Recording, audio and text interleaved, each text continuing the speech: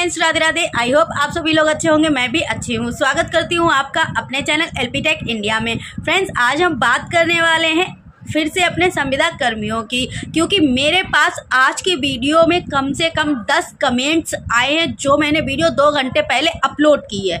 जी हाँ, मैंने अभी 2 घंटे पहले एक वीडियो अपलोड की है जिसमें मुझे 10 कमेंट आ चुके हैं और सबसे ज़्यादा कमेंट आए हैं मेरे पास, जिसमें मुझे एक दीदी पूछ रही थी कि आशा बहनों का जो मानदेय है वो कब बढ़ाया जाएगा। दूसरे नंबर पे मुझसे पूछा है 3 भाइयों ने कि सहायक कर्मियों का वेतन कब बढ़ाया जाएगा। और हमारे अब यहीं पे हम बात कर लेते, तो दूसरे भाई ने मुझसे पूछा है कि चौकीदार मानदेय जो है वो कब बढ़ाया जाएगा। तो इन लोगों के यानी 10 लोगों के कमेंट्स मिला के उसमें आंसर मुझे सिर्फ 3 लोगों के देने हैं, यानी कि एक आशा, दूसरी अपनी सहायक की होगी और तीसरी अपनी चौकीदार कर्मियों की। तो मैं आप लोगों को इनके बारे में बताने वाली हूँ, तो आप लोग वीडियो को बिल्कुल भी स्किप नहीं कीजिएगा, लास्ट तक वॉच कीजिएगा, क्योंकि डिटेल बाय डिटेल मैं आप लोगों को सारी जानकारी देने वाली हूँ। जैसा कि मैं आप लोगों को बता देती हूँ कि आप लोगों को भी पता होगा कि कैबिनेट बैठक अभी भी चल रही है, क्योंकि संविदा पे जितने भी कर्मचारी कार्य कर रहे हैं उन लोगों के मानदेय बढ़ाने को लेकर आदेश जारी हो गए थे और अभी कुछ लोगों के हैं जो कि अभी उन पर चर्चा हो रही है। जैसे कि मैं आपको बता दूं कि आंगनबाड़ी है, उसमें आशा वर्कर है और सहायक कर्मचारी हैं, और हमारे जो अभी मैंने आपको बताया चौकीदार भाई है, इन लोगों के जो वेतन है उनको लेकर अभी भी चर्चा हो रही है। और आप लोगों के मानदेय में भी अब मोहर लगने वाली है, यानी आप लोगों के जो है अब फाइनल लिस्ट आने वाली है कि आप लोगों का मानदेय बढ़ाया जा चुका है। अब इसमें सैलरी क्या क्या रहने वाली है और इसमें आपको क्या क्या लाभ मिलने वाले हैं, ये सभी चीज़ मैं आपको अपने वीडियो के माध्यम से बताने वाली हूँ। तो आप लोग वीडियो को बिल्कुल भी स्किप नहीं कीजिएगा, लास्ट तक वॉच कीजिएगा। तो आइए बढ़ते हैं आगे की ओर। आगे की ओर बढ़ने से पहले फ्रेंड्स, अगर आप लोग मेरे चैनल पर न्यू हैं तो मेरे चैनल को सब्सक्राइब करके बेल आइकन प्रेस कर लीजिएगा, ऑल पर क्लिक कर दीजिएगा, ताकि आने वाली हर न्यू वीडियो की नोटिफिकेशन आपको सबसे पहले मिले।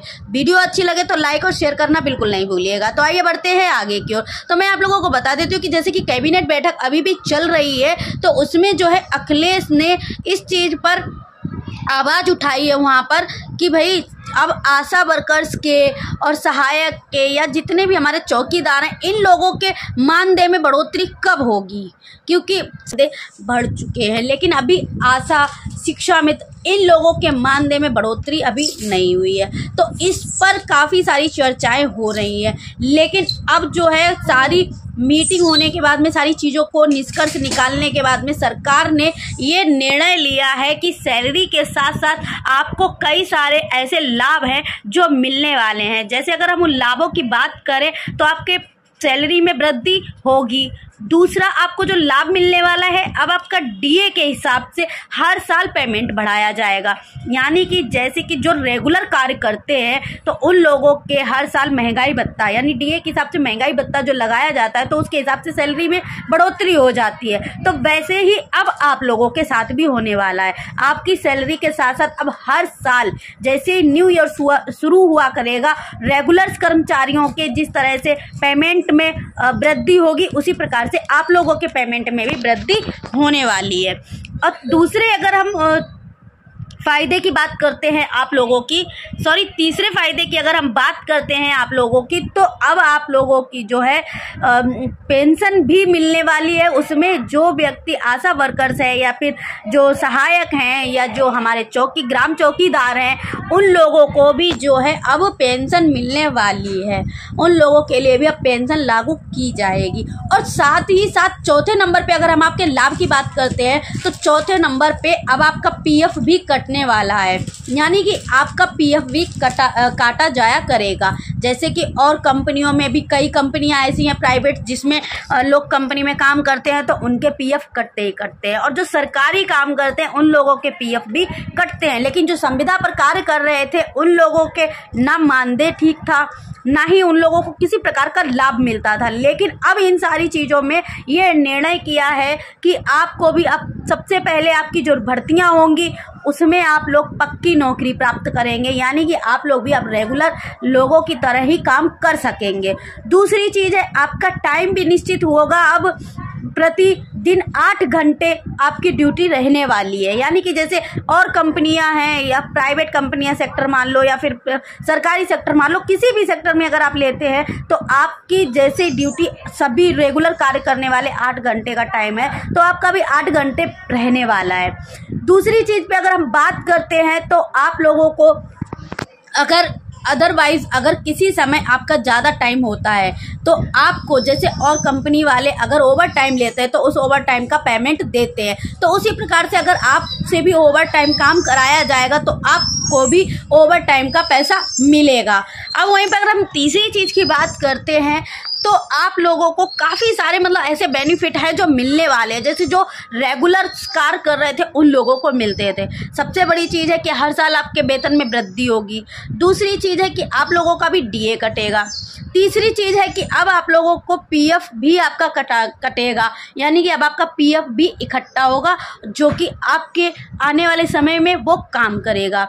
तीसरी चीज़ है कि अब आपको भी पेंशन निर्धारित की जाएगी। और चौथी चीज़ है कि आपको रेगुलर ही काम मिलेगा, यानी कि परमानेंट ही आपकी जॉब रहेगी, ना कि ये कि आज लगाई और कल हटा दी। इस प्रकार से ऐसा कुछ भी नहीं रहने वाला है। तो आज की मीटिंग में जो है बहुत कुछ सामने निकल के आया है जो कि मैंने अपने वीडियो के माध्यम से आपको बताया है। तो आई होप फ्रेंड्स आप लोगों को मेरी वीडियो अगर पसंद आई हो तो प्लीज़ लाइक ज़रूर कर दीजिएगा।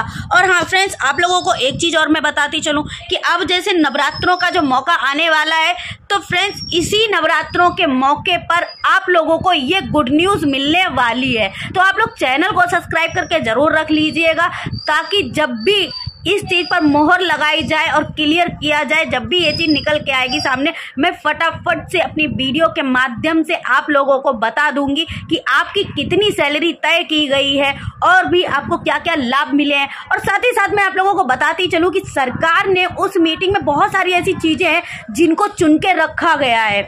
जैसे कि अगर मैं आपको बता दूँ तो आपके लिए बीमा भी एक लागू किया है, जो कि 5 लाख का बीमा अगर आप लोगों ने मेरी वीडियो देखी होगी तो मैंने आपको बताया था कि 5 लाख का बीमा भी आपको प्राप्त होने वाला है।